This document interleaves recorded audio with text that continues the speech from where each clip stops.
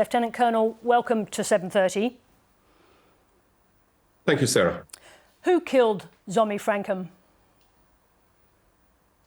Well, we revealed in independent investigation based on our findings, we understand that there were a series of failures in decision-making, in misidentification, and of course, the not abiding to the standard operating procedures as expected for the officers on the ground. As you rightly pointed out, 2 officers, a major and a colonel, have been dismissed from their positions for the failures of not operating in accordance to our expectations of what they should be doing. Can you just, and sorry, could you said is actually free. I beg your pardon, just one question. When you say dismissed, have they actually been dismissed from the Israeli Defense Force or just from the positions that they held before that attack? They've been relieved from their positions as they were. One of them was a strike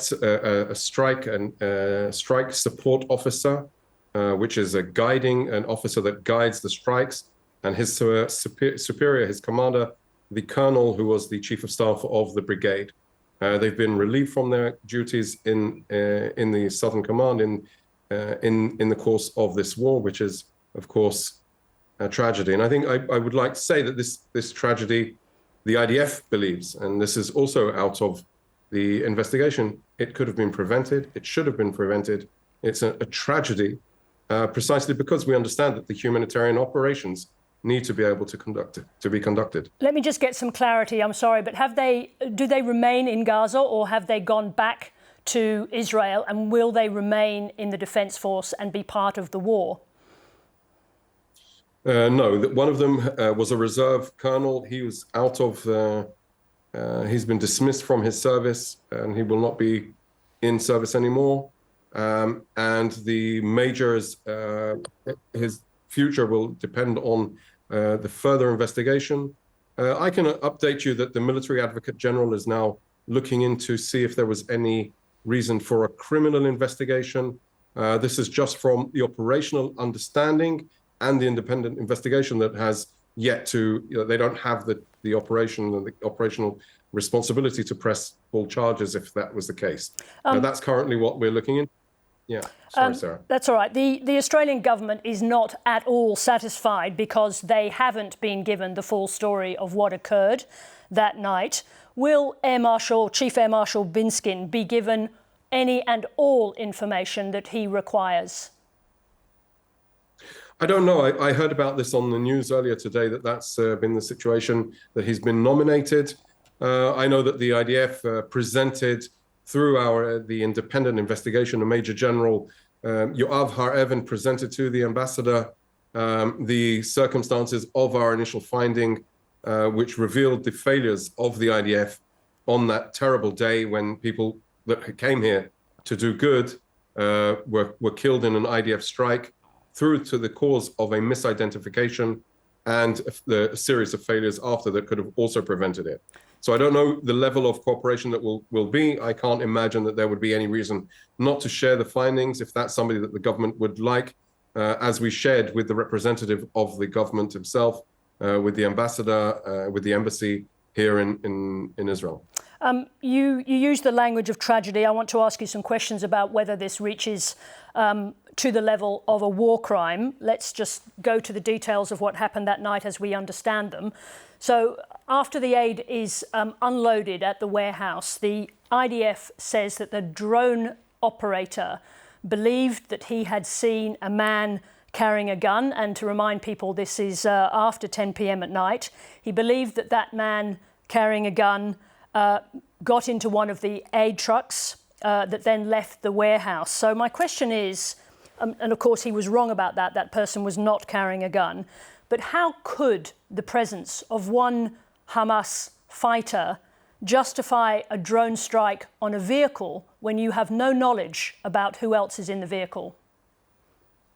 So I want to clarify that because I think there are a few missed details which are absolutely necessary to understand what actually happened.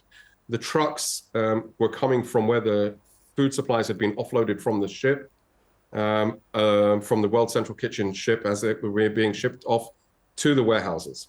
as the trucks were driving, armed terrorists, armed gunmen got on at least one of the trucks and even let off a few shots while they were driving. Okay, I'm just going to have to, forgive me, I'm sorry this is difficult because there is a slight delay, but you've just called that person a terrorist. Do you have any knowledge? Can you identify that person as a terrorist? Could they just as easily have been member of a local criminal gang because the gun was being fired into the air? How do you know that person was a terrorist?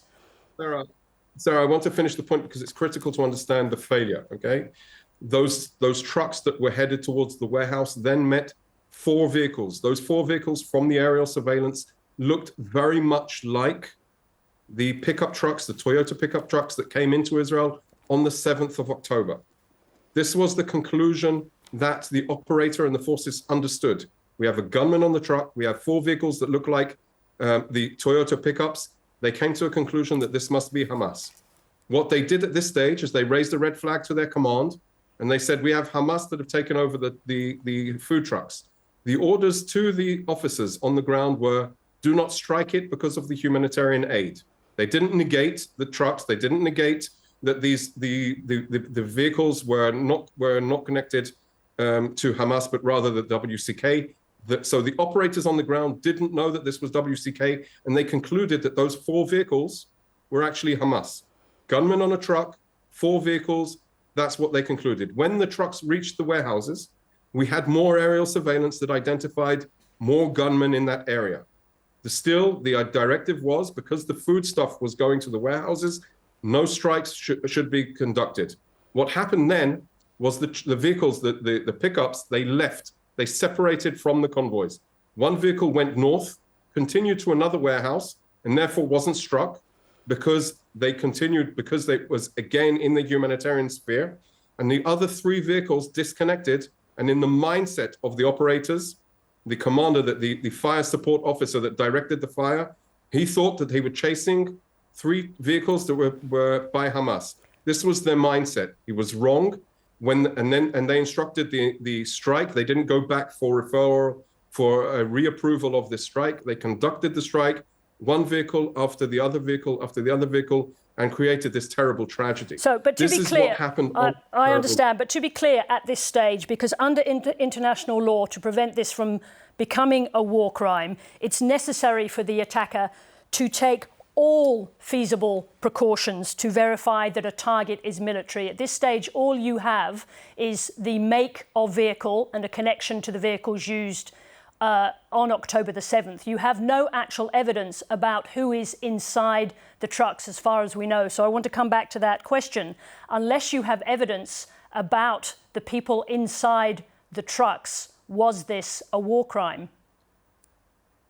So I would absolutely say we need to wait to see if the military advocate general suggests that there needs to be a criminal investigation into this. Based on what we know today, the understanding of the operators on the ground, they came to a conclusion that these are Hamas terrorists. There are terrorists in the vehicle.